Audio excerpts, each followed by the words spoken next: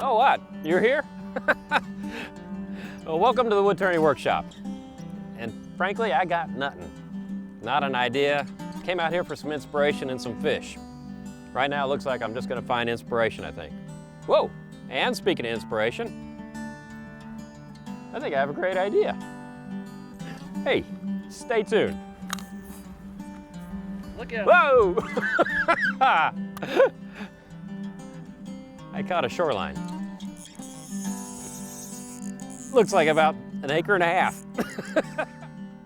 The Woodturning Workshop is made possible in part by Woodcraft, since 1928, providing traditional and modern woodworking tools and supplies to generations of craftsmen. Woodcraft, helping you make wood work. Tormek, water-cooled sharpeners with innovative jigs and setting devices. Getting your sharpening done quickly gets you back to the job at hand. Tormek, sharpening innovation.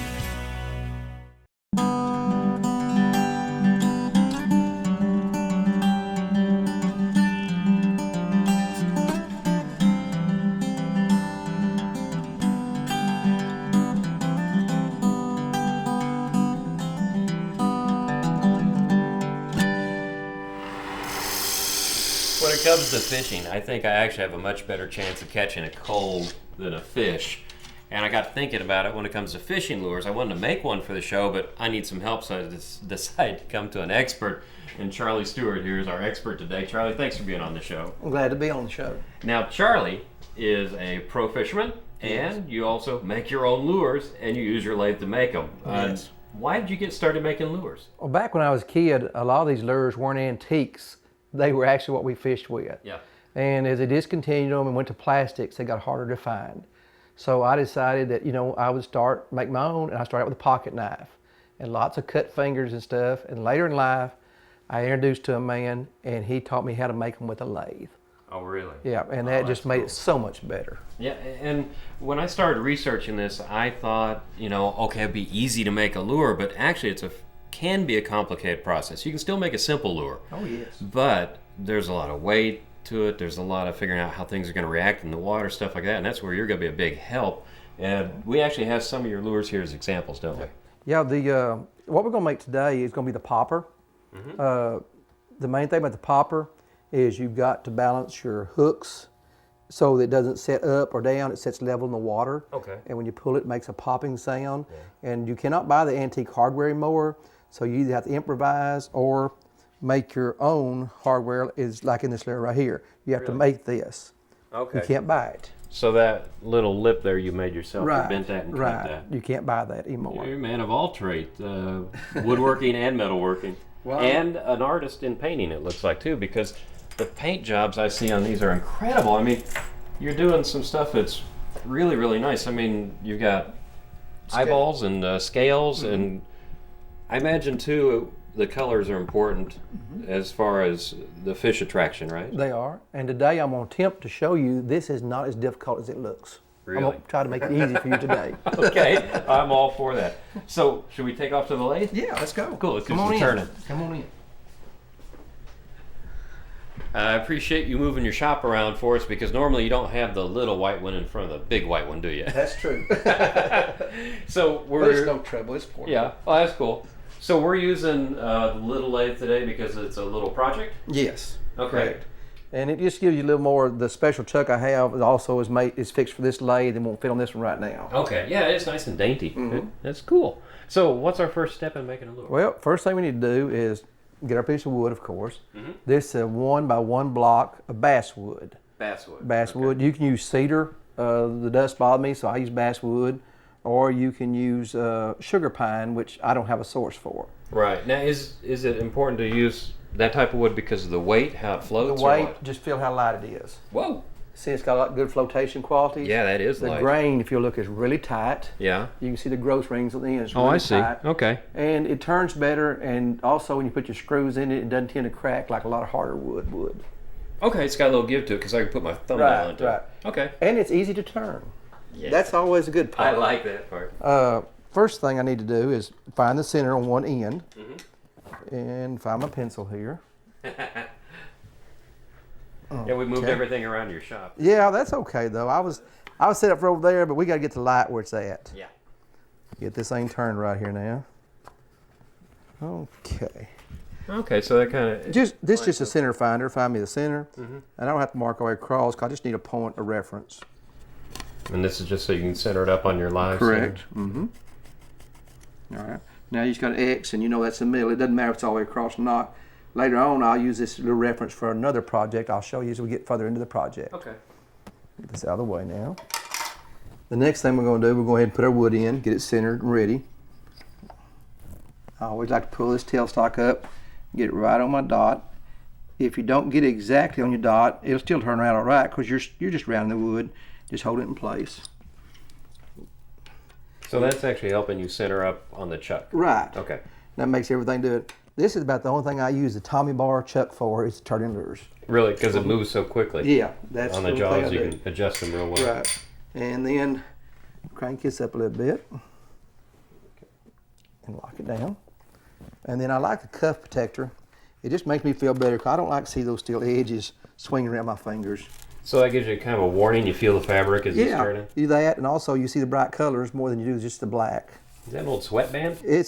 I bought this from some supply. I don't recall which Yeah. one, but it's actually a wood cuff. That's what Oh, it's made okay. for, to put around chucks. That's cool. Nice color. And then the next thing I'd like to do is my blueprints. Up here? This is for the popper we're making today. Where'd you get that? I didn't draw these. My wife's adopted dad, just before he passed away, gave them to me, Gene Campbell. And he's the one that really taught me how to turn lures. He said, don't let this art die with me. Oh. And so that's what I'm trying to do, keep it alive. It almost brings tears to my eyes, but Yeah. it was really emotional because he really meant it. Yeah. On his deathbed, almost, he told me, he said, go home and paint those lures. They've got to be painted. Oh, you're kidding. No, and just a few days later, he passed away. Oh, that's a nice story. He really loved lures. Oh, well, I'm glad you're doing this. You're keeping his memory alive. Yeah, I love it. Next thing I like to do is we're going to make the popper lure. This is going to be the 3/8 ounce version. It's going to be 2 5/8 inches long and 0.787 diameter. Whoa. I've already took the privilege of resetting my calipers, and they're set for the turning. You're into accuracy, aren't you? Well, a lot of times I usually turn like 12 of these when I turn them because I'm set up for it. So a good way to do it is just take a piece of masking tape and put on your lathe, Okay. and then have your calipers set where you know exactly what your dimensions are going to be. And Oh, I see. So you've preset your calipers to the size of the diagram. Okay. Right. And then take right here, I know this is going to be my end for the chugger part right here. Okay. And so I'll set this right here for my starting point. And I need to know it needs to go down to here. And that tells me how long to make it, and I don't have to stop. I got you. And also, if you need to, I've just done so many of them I don't, you can also mark this is your hook hanger where your hook's going to be. But I always wait and do that later because I do it in relation to the mouth. Gotcha. Okay. Well, I guess we're ready to turn. Cool. I've got my safety glass on. I've got you a set. Why, thank you so much. Oh, these are much better than my buddy Oren's. Kind of classy looking this time. It's running pretty true there. I've got the cuff set, so it won't cut us. Now, what tools we're using today? I'm just using a plain old gouge. Yeah. Just around everything is a big piece where I'd use a more aggressive, but this is small. Like I say, the basswood is soft. Right. Okay. So we'll get started here. And you're using a pulling cut? Pull and cut. I like to use a pull cut because I can get the angle better. Like right now, I'm just trying to get the roughness off. If you'll notice, this basswood fuzz is real bad. Yeah, it does. It has good qualities though because it's easy to sand, it seals off real well, and paints real well. Well, and like you said earlier, you usually have breathing protection on. Oh, definitely. I appreciate you sacrificing for our show and our viewers today. And I usually have a full face shield on also, just for safety. But you couldn't hear me talking very well with that on today. No.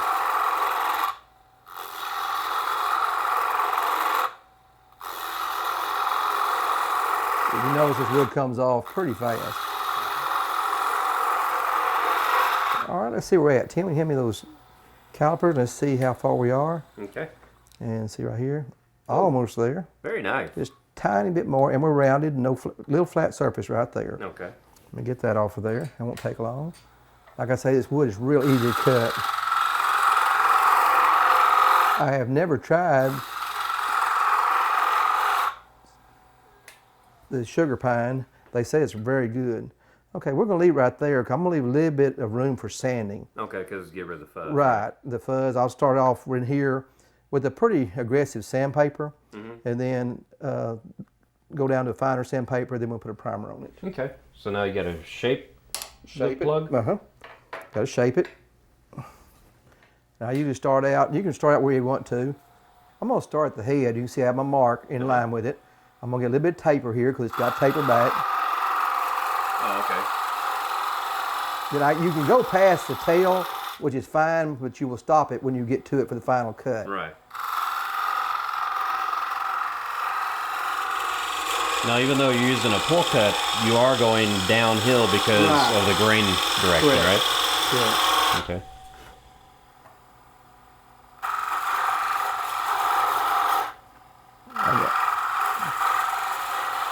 You get a slight slant back toward the tail. There's just a very slight taper from the head. And then right in here, you start coming down into your body. And that's why the diagrams are so important, I guess, because you can visually look up and make sure you're getting the shape you want. Exactly right. You see I've got a little hump right there in it. And you can see it's starting to look like the diagram in front of me. It's getting a taper back to it.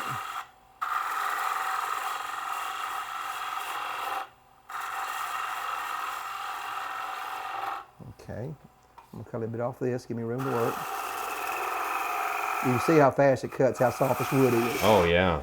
I can see why you use a pull cut, because if you use a push cut, you can make a mistake. You're through it so fast, it's unbelievable. And with this wood, I imagine sandpaper can forgive all sins. Yes. Definitely can forget it. Okay. Look, so I'm at my marks right there. So now I'm gonna use a pull cut, coming back towards a little bit. Get some of my ripples out.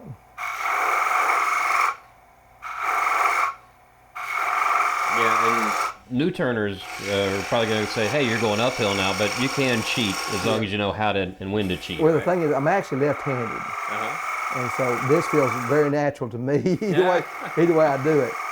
My wife's right-handed, but she turned me so much now, she turns left-handed and shoots a gun left-handed. So I've made a left-handed person out of her, I guess. Okay, I just need to tweak this a little bit right here. So you're finishing up the curve to match the diagram. Yeah. That's so cool having the diagram there, because you just look up and down. Oh, and it helps. The shape right. It helps a lot. Okay. Yep. All we like now is a little sanding and parting it off. Okay. Well, now when you sand this, what grit do you start with, and what do you end up with? You can start with any grit. This is a soft wood.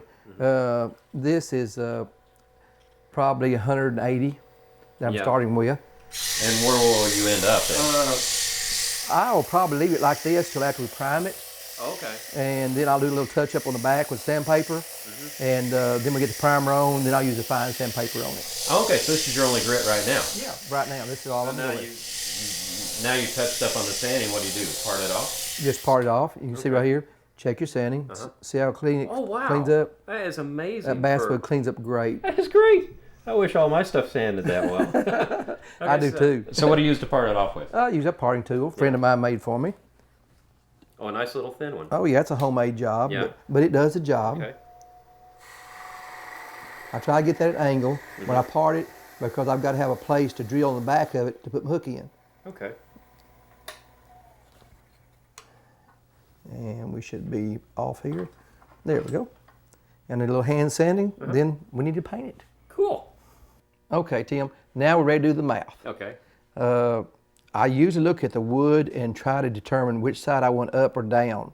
This one, it has a natural mark here. Okay. And so I'm gonna use that for the bottom part. So this is actually side grain type of... Correct. Okay. What I'm gonna do is I'm going to go in from here to here, make the mouth across like this.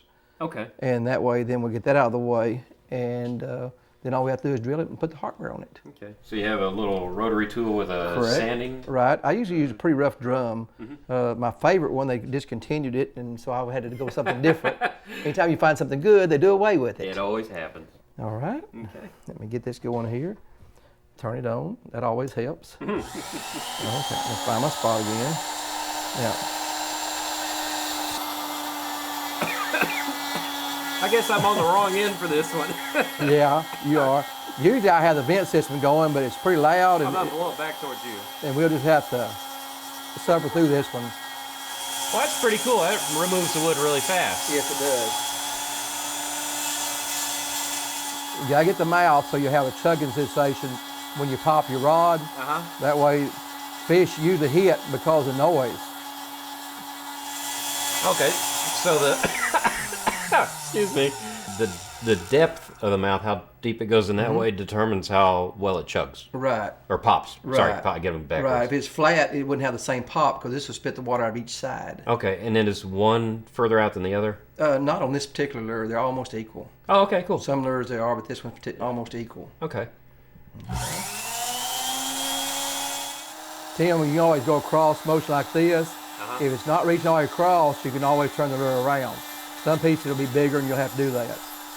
Oh, you might be able to travel back and forth. Right. I got you. If it's a bigger lure, you couldn't reach all the way across, but you always go across. Gotcha. It's looking really nice. Yep. That's it, except for a little hand sanding, some fine touch up on it. Okay, doke. And we'll sand it a bit. 80 grit? This is pretty heavy, because all I'm doing is just knocking the fuzz off of it. That's all I'm Right. doing. And then I'm gonna fold this, just to meet the shape of the lure. Okay. And a little hand sanding right there. So what you're doing, let me look at that again. You're actually taking Just that bowing and it, curving it into there like that. Right. Okay, gotcha. Just bowing the sandpaper. All we're doing is getting the fuzz off. We're not trying to cut a bunch of wood off. But I'll go around the edge of that, turn it off. And then now you've got your mouth. Cool. So what's next? Now we'll check the shape of the mouth. And you can see it's got the right contour to it. Yeah. It's a smaller on the outside lines, but remember we made the smaller version of this lure. Gotcha. And so it's got the same contour, same shape. So we've got the right contour for the popping action. Right. And having the diagram is a big help. Oh, I couldn't do it without them. And I'm just glad I've got them. Oh, that's nice. If you would, hand me the drill. What we're going to do now, we're going to drill the tail hole first. Okay. Oh, for the stuff that goes on it? Okay. This is left from where we parted off. It's just a reference point. Oh, okay. And the reason I do this, it's real easy to drill. Like I say, it's soft. The reason I do that is because it's basswood. Right. And when you put the hooks in, even though it's soft, you will break the screw hole, the screw parts off your hardware. Really? Yeah. So. And so always pre-drill them, and also keeps your lure from cracking.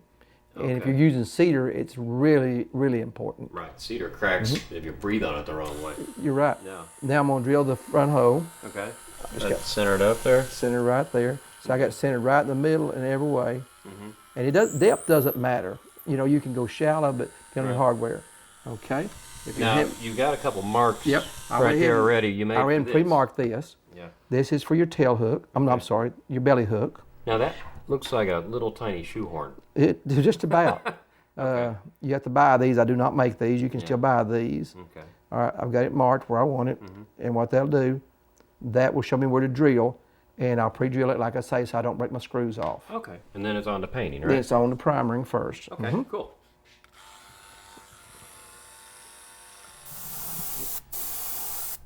Is it a tough thing using an airbrush? Not really, it's just practice. Yeah. The main thing is people try to paint too fast, and you got to keep it moving. Okay. And it's not that expensive to get involved with? No, you can get real cheap ones. But now, first time I bought a high dollar one, and it was way over my head. It's for like artists. Yeah. So don't buy the high dollar one. Buy you just an inexpensive one and play with it. And speaking of high dollar, I'm glad you broke out the really expensive paint booth for us today. Very high quality cardboard. They're hard to come by. Yeah.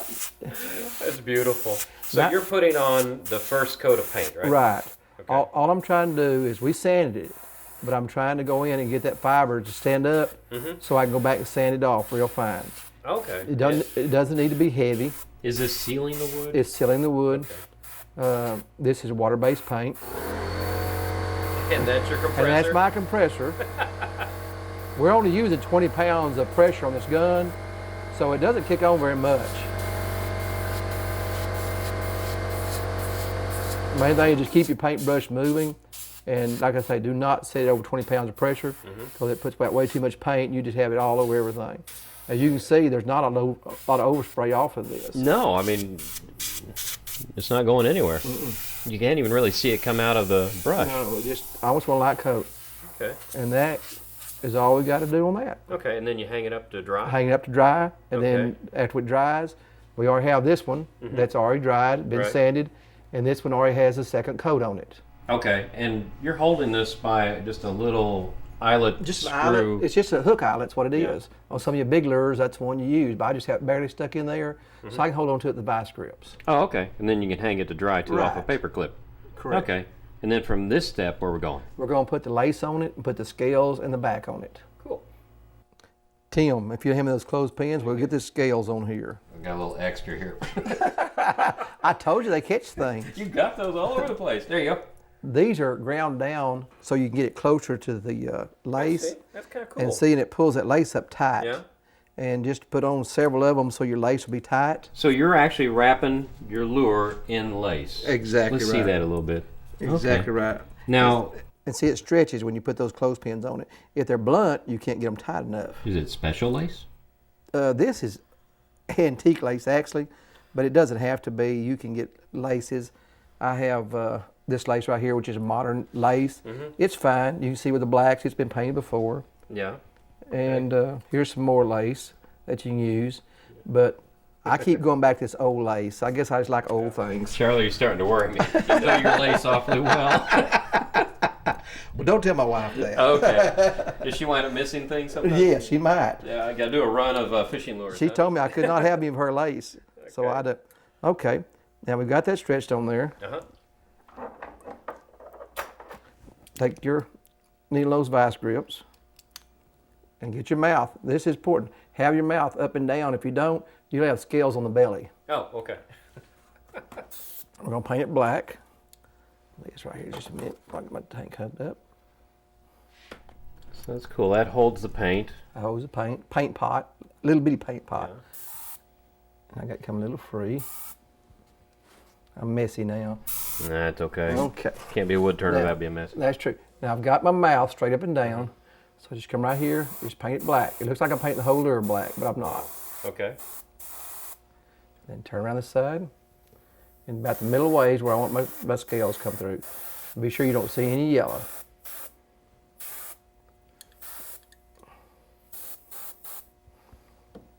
Now, I'll get you to hold that for a minute. Okay. Just don't spill the paint. Okay. You're asking me I'm, not to spill? I'm trusting you.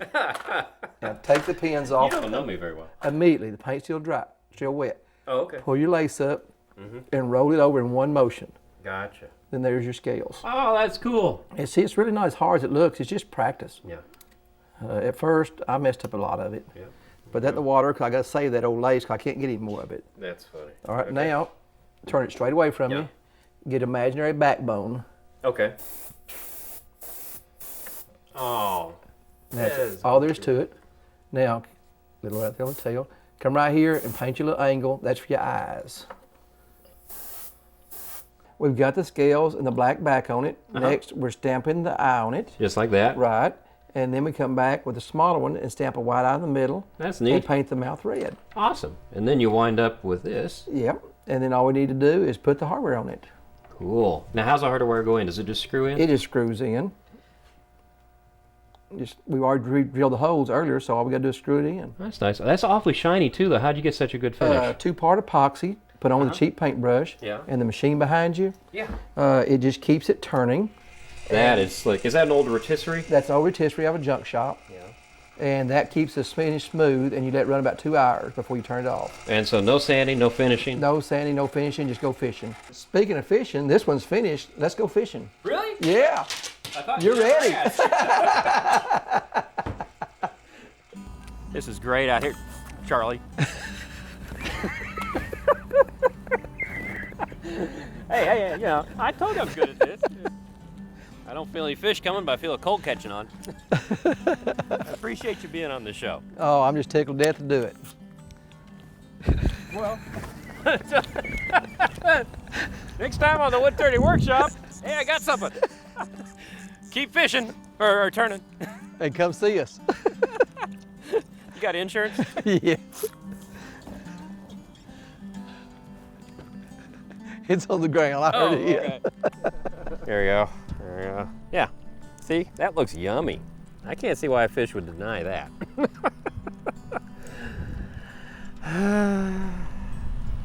But I guess really to me the biggest satisfaction is making lure and going out and catching fish with it. Yeah, I love it. that's cool. I love it. That's gross. The Woodturning Workshop is made possible in part by Woodcraft, since 1928, providing traditional and modern woodworking tools and supplies to generations of craftsmen. Woodcraft, helping you make wood work. Tormek, water-cooled sharpeners with innovative jigs and setting devices. Getting your sharpening done quickly gets you back to the job at hand. Tormek, sharpening innovation. next time on the Woodturning Workshop. Oh no, he's back in the kitchen again. Well, I'm preparing a very fancy dish, and that brings us up to today's project, a mortar and pestle. And we're just going to start working on the curve of the mortar. And once I get this done, all I have to do is sand it and part it off the lathe. Well, I'm actually cooking for the dog. That's the only way Melinda lets me in the kitchen anymore. For more information about the Woodturning Workshop, visit our website at rsupublictv.org.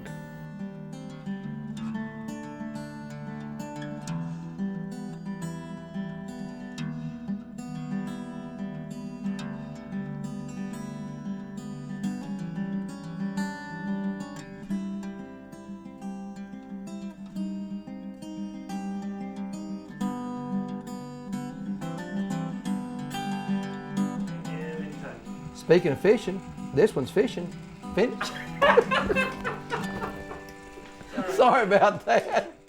To purchase a copy of this program, please call 1-800-823-7210 or visit our website, rsupublictv.org.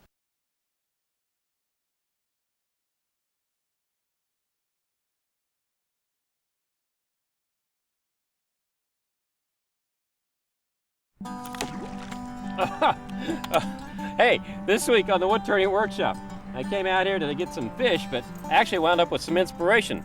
So this week, we're going to be turning a fishing lure. The main thing is people try to paint too fast, and you got to keep it moving. Let's go fishing. Really? Yeah. I thought You're you ready. asked.